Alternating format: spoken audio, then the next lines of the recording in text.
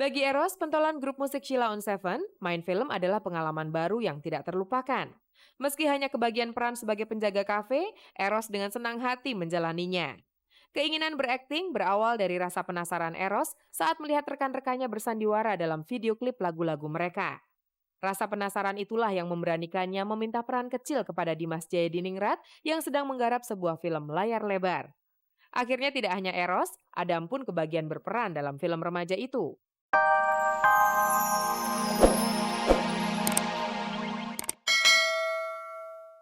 Baru-baru ini, tim Kabar-Kabari memergoki Bella Safira tengah bergandengan mesra dengan seorang pria bule yang bisa kita sebut sebagai pacarnya. Dan di waktu yang bersamaan ada juga Paramitha Rusady yang telah lama sendiri akhirnya memperkenalkan pacar barunya yang ternyata juga seorang bule. Sebelumnya, Paramitha Rusady paling tidak suka jika diminta bercerita soal kehidupan asmaranya. Jawabannya yang diplomatis ditambah kebiasaannya yang kemanapun tanpa pendamping membuat kehidupan percintaan mantan istri Gunawan ini semakin misterius. Padahal Gunawan sang mantan suami akan segera naik pelaminan setelah 2 kali gonta-ganti pasangan. Tapi Paramitha Rusady tetap dengan kesendiriannya. Baru pada acara pembukaan sebuah rumah produksi baru Sabtu malam lalu, ia terlihat menggandeng seorang pria bule. Dari cara mereka bercengkrama, taulah kami kalau keduanya sedang jatuh cinta. Namanya Nenad. Oke. Nena. Udah Nenad. Ah, itu panjang slow story. Panjang deh ceritanya. Apanya? Kayaknya ini baru perkenalan dulu sama kalian ya. Kayaknya nggak bisa cerita panjang dulu karena nanti aja kita ngobrol lain kali lagi. Ya spesial dong, udah datang berdua. Ya. Ini pacar saya yang pertama dulu. Balik lagi. Perkenalan Mita dengan pria asal Kroasia ini terjadi 21 tahun yang lalu di Jakarta. Kalau dulu cinta monyet, cinta yang bersemi untuk kedua kalinya itu sepertinya cukup serius. Dulu 21 tahun lalu kita pernah pacaran, tapi masih first love ya. First love. Karena cuma dia yang saya trust sekarang ini. Untuk saat ini, dialah orang yang paling spesial di hati Paramitha Rusady. Semua yang ia cari dari seorang pria ideal ada pada diri pria berkepala plontos ini. Pokoknya dia ada di kriteria yang saya inginkan. Di tempat yang sama, Bella Safira juga terlihat menggandeng mesra seorang pria bule. Sayangnya ia belum mau memperkenalkan lelaki yang bersamanya itu. Ternyata Eros Sheila on Seven tidak hanya bisa bermain musik dan juga mengarang lagu. Karena dalam waktu dekat kita akan melihatnya bermain di film layar lebar. Bagaimanakah akting dari Eros sendiri? Mari kita lihat bersama. Bagi Eros, pentolan grup musik Sheila on Seven, main film adalah pengalaman baru yang tidak terlupakan. Meski hanya kebagian peran sebagai penjaga kafe, Eros dengan senang hati menjalaninya. Keinginan berakting berawal dari rasa penasaran Eros saat melihat rekan-rekannya bersandiwara dalam video klip lagu-lagu mereka. Rasa penasaran itulah yang memberanikannya meminta peran kecil kepada Dimas Jayadiningrat yang sedang menggarap sebuah film layar lebar. Akhirnya tidak hanya Eros, Adam pun kebagian berperan dalam film remaja itu. Karena dulu klipnya Sheila on Seven yang di situ aku jadi orang jualan ake gitu loh. Nah gitu terus anak-anak ada yang jadi apa terus aku sama Adam, ntar kalau ada yang kita bikin soundtrack kita ikut main yuk, ayo gitu kan. Terus aku iseng nanya ke Dimas kan, Mas kalau ini ada orang jualan es apa jualan bakso aku mau gitu kan. Hah serius kamu? Iya serius gitu. Terus akhirnya jadi penjaga kafe. Gitu. Kalau Adam rencana juga di film ini dan dia jadi satpam.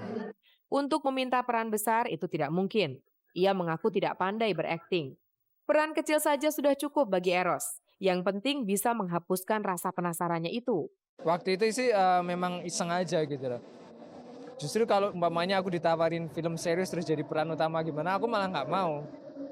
Karena nggak mampu dan itu bukan lahanku. Cuman kalau yang jadi lewat terus jadi apa, yang peran kecil-kecil itu fun aja aku jalaninya gitu. Asal aku suka nggak dibayar pun nggak apa-apa. Beda banget lah musik sama film. Kalau film lebih banyak nunggunya ya. Aku kira apa mungkin karena aku perannya sedikit jadi nunggu terus. Aku nggak tahu. Cuman kalau aku lebih merasa nyaman. Peran kecil memiliki arti yang sangat besar buat Eros. Karena ia menganggapnya sebagai tantangan. Sama seperti ketika ia diminta untuk membuat soundtrack untuk film yang dibintanginya itu. Justru aku lebih kepikiran gimana musiknya nanti daripada aktingku nanti. Aku pokoknya udah berpengalaman jadi tukang cincin, sekarang jadi penjaga kafe ya. Aku kira nggak jauh-jauh lah. Cuman musiknya ini loh, jadi aku nggak mau nanti terdengar musiknya terlalu berlebihan atau kurang. Pokoknya harus pas sama filmnya. Meski mengaku menikmati dan senang berakting, ia akan berpikir 3 kali jika diminta untuk alih profesi menjadi bintang film dan meninggalkan dunia musik. Aku lebih merasa nyaman dan merasa pas kalau di musik gitu. Soalnya yang bisa jadi komando lah istilahnya kalau di musik aku. Kalau di sini nunggu lama banget. Untuk menghafal dialog yang cuma 1 kalimat saja, ia butuh waktu 5 bulan. Aku udah dikasih line-nya itu udah dari sebulan yang lalu tuh udah aku hafalin. Cuman 1 kalimat aja, cuman aku 2 bulan yang. Nah, kok sendiri aja, yang lain kemana itu udah tak hafalin dari dulu. Dari rekaman itu udah hampir sebulan pokoknya. Jadi tiap ada break rekaman aku sama anak-anak sambil pegang ini terus gini. Kok sendiri aja, yang lain kemana? Masih medok ulang. Sendiri aja, nggak bisa. Walau hanya jadi figuran, pastinya kamu juga dapat honor kan? Kalau boleh tahu, berapa sih kamu dibayar untuk jadi penjaga kafe? Ada rahasia itu. Pokoknya bisalah buat beli gitar, enggak. Mari kita ingat cerita dari Denada tentang pembuatan syuting sinetron yang dia lakukan di negeri Paman Sam. Pemirsa, ini cerita Denada soal pengalamannya syuting di Amerika dengan para pekerja orang sana. Syuting yang awalnya direncanakan untuk 20 episode, akhirnya hanya diselesaikan 10 episode saja. Di sana ia sempat nganggur 2 minggu karena produksi sinetron berjudul Jumirah ke Hollywood yang dibintanginya sempat tersendat-sendat. Tapi ia justru mengaku senang, karena waktu 2 minggu tanpa kerjaan itu bisa dipergunakannya untuk melihat-lihat keindahan kota Hollywood. Jadi ia mengaku terkejut ketika terdengar kabar kalau dirinya dan para pendukung sinetron tersebut terlunta-lunta di negeri Paman Sam. Itu benar-benar sama sekali fokus banget nih. Mungkin orang Netfilm dari pihak dari Netfilm kalau denger ini pasti kesel deh, soalnya mereka ngurusin kita banget gitu di sana. Jadi kita tidak pernah kita merasa terbengkalai atau tertelantarkan gitu. Semuanya sangat diurus, kami sangat diperhatikan. Ketika produksi sempat terhambat dan ia terpaksa kembali ke Indonesia di luar rencana, hal itu tidak dianggapnya sebagai masalah. Sempat beredar kabar pembayarannya ikut tersendat-sendat.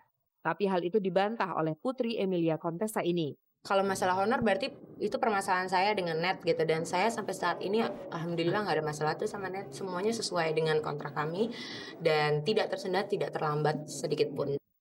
Kabarnya terjadi persoalan serius di dalam tubuh rumah produksinya, sehingga proses produksi menjadi terhambat.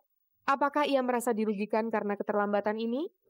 Pertama-tama saya sama sekali tidak merasa dirugikan oleh siapapun gitu, dan seperti yang aku bilang tadi, permasalahan ini sama sekali tidak menyangkut aku gitu loh. Jadi aku selama di sana alhamdulillah semuanya yang menyangkut pekerjaan aku kerjakan dengan baik dan aku selesaikan dengan baik, karena bagi aku itu yang penting gitu loh. Jadi aku nggak menuntut siapa karena memang kan itu tidak menyangkut aku. Akhirnya Denny B Project telah mengakhiri masa dudanya dengan mempersunting gadis yang biasa dipanggilnya dengan sebutan Denok. Tapi terkesan acara pernikahan tersebut cenderung tertutup.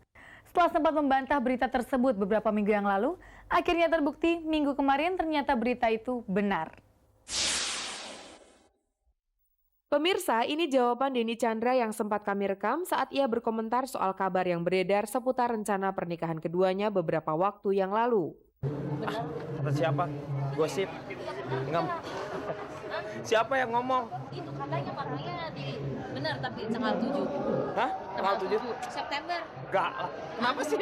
Iya benar enggak? Saya tertutup orangnya, nggak mau. Tapi benar enggak ya? Enggak. Kata P Project juga udah bikin acara grup apa panitia gitu. Nggak tahu. Oh, denger aja ada kayak gitu-gitu. Entah karena ia lupa atau enggan membeberkan kabar bahagia itu, tapi yang jelas kabar soal pernikahannya dengan seorang wanita bernama Debbie Febriana tidak dapat lagi disangkalnya. 7 September kemarin pernikahan itu benar-benar digelar di Masjid Albina, Senayan, Jakarta. Dengan mas kawin uang sebesar Rp2.003.000, Denny dan Debbie resmi menjadi sepasang suami istri. Berbeda dengan sebelumnya, Denny Chandra yang menggunakan busana pengantin adat Jawa berwarna biru muda itu mau berkomentar soal pernikahannya itu. Perasaan saya pastinya sih seneng ya. Tapi kalau masalah ijab kabul saya lebih pengalaman lah.